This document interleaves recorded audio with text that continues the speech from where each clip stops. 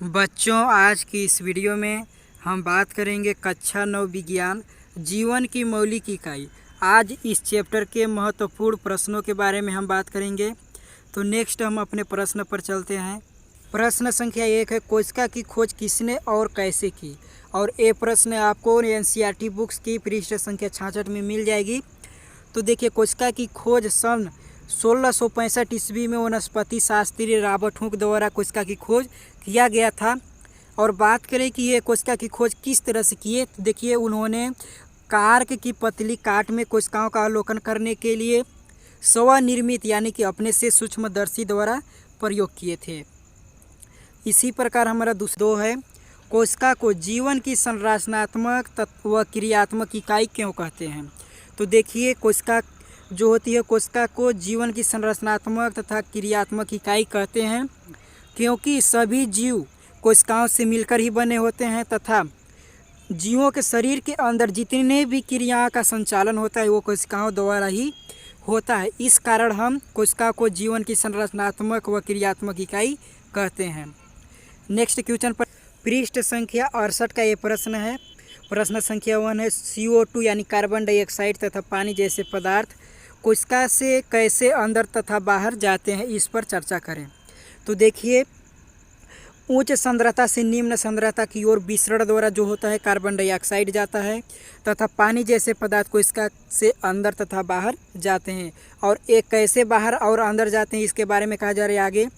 जब कोशिका में CO2 यानी कार्बन डाइऑक्साइड तथा पानी की सांद्रता कोशिका की तुलना में बाह्य वातावरण में उच्च होती है तो ये बाहर निकल जाते हैं, और जब बाह्य वातावरण में इनकी सांद्रता कम हो जाती है तो ये कोशिका के अंदर चले जाते हैं।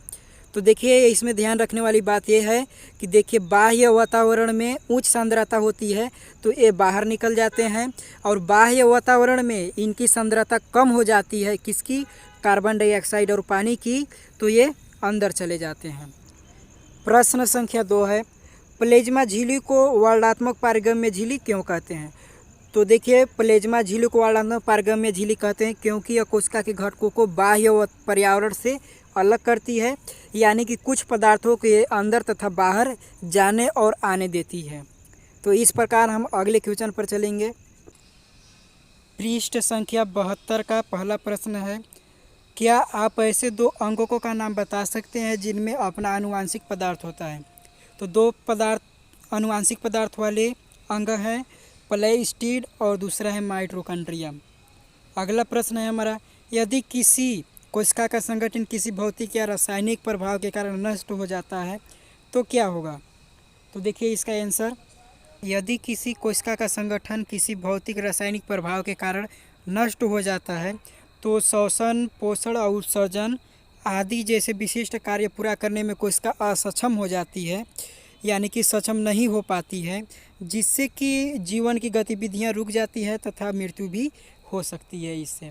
अगला प्रश्न है हमारा प्रश्न संख्या 3, लाइसोसोम को आत्मघाती थैली क्यों कहते हैं।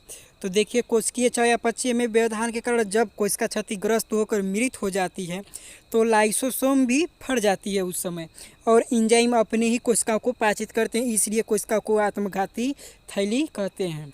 इस प्रकार हमारा लास्ट क्वेश्चन है, क्वेश्चन नंबर 4, कोशिका के अंदर प्रोटीन का संश्लेषण कहाँ होता है। तो ये राइबोसोम में होता है। तो इस प्रकार हमारा कुछ इम्पोर्टेंट क्वेश्चन थे इस चैप्टर के। तो बस आज के लिए इतना ही। अगले वीडियो में मैं मिलता हूँ आप लोग से। धन्यवाद।